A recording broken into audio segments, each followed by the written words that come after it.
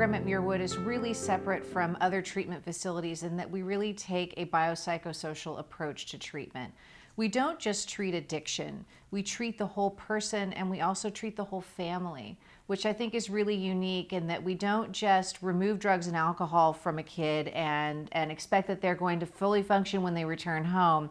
We really look at the underlying issues in terms of, are they struggling with depression or anxiety or social issues, and we address those issues because those are essentially the root cause of why someone turns to drugs or alcohol to cope.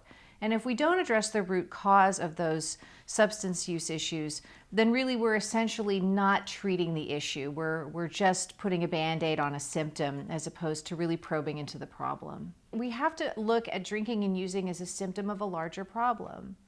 There's something else going on for these kids that we are doing them a terrible disservice if we don't get in there and look at what's really going on, if we don't address the underlying depression, anxiety, existential crisis even of who am I in this world and what am I going to be when I grow up? I mean, I know a lot of adults that are still struggling with that question.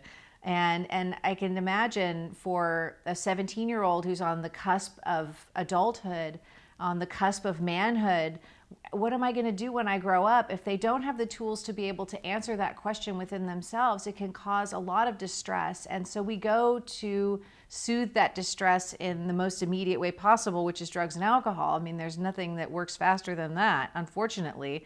But what we can do in treatment and what we can do at Muir Wood is to teach them some other tools, teach them ways to self-soothe, teach them ways to think differently about themselves and about the world, teach them how to communicate so that they can get their needs met in a healthy way.